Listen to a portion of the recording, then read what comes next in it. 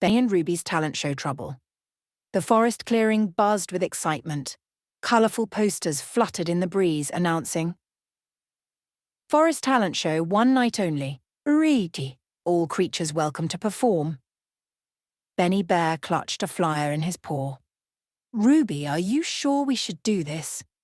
Ruby Rabbit twirled with excitement. "Of course, we've got talent. We just have to pick the right act." Benny scratched his head. "I don't know if I have a talent." "Nonsense," Ruby said. "You're great at drumming, dancing, juggling pine cones." "But I've never done any of that in front of everyone," Benny said, shrinking behind a tree. "What if I mess up? What if I trip and fall? What if I sneeze glitter on the mayor again?" Ruby giggled. "That was impressive last year." She clapped her paws together.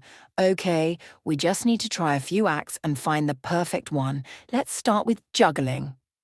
Ruby tossed 3 apples to Benny. He caught one, fumbled the second, and the third bounced off his head. "Maybe not juggling," Ruby said quickly.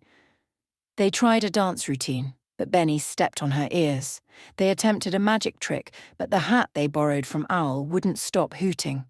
And when they tried singing, a squirrel politely asked if they could practice quieter. Ruby sighed and flopped onto a stump. "Too many ideas. None of them are working." Benny sat beside her. "I just don't think I can do this, Ruby." Ruby looked at him gently. "You're scared, huh?" He nodded. "Well," she said, hopping up, "you don't have to go on stage alone. We're in this together. If we keep things simple and fun, we can do it." Benny blinked. "What if we just told a story?" Ruby's ears perked. "Ooh, like a shadow puppet story." They rushed back to Ruby's burrow, where she had a flashlight, a white sheet, and lots of cardboard. Benny cut out shapes, trees, animals, even a dragon, while Ruby wrote a silly script about 2 forest friends who outwit a grumpy troll. By the next morning, they had it all. A short, funny story, a set of paper puppets, and most importantly, a plan they both felt good about. Still, as showtime arrived and forest creatures filled the clearing, Benny's paws started to tremble.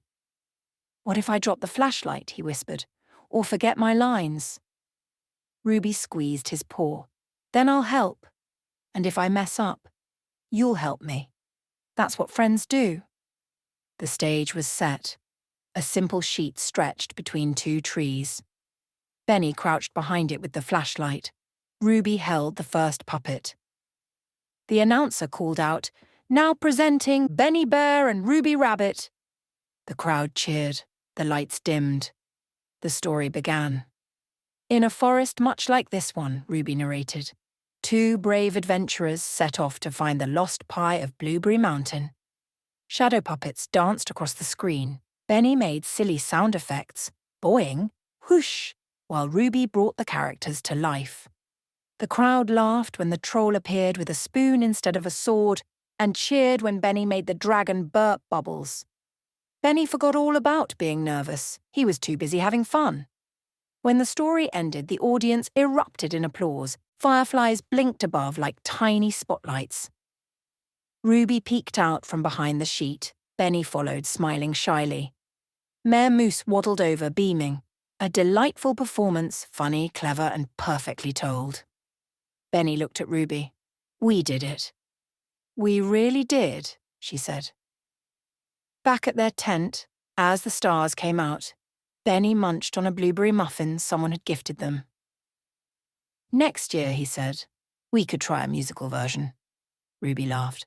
"Only if the hat doesn't hoot this time." They clinked their muffins together like a toast. "To teamwork," Benny said. "And to finding your talent," Ruby added.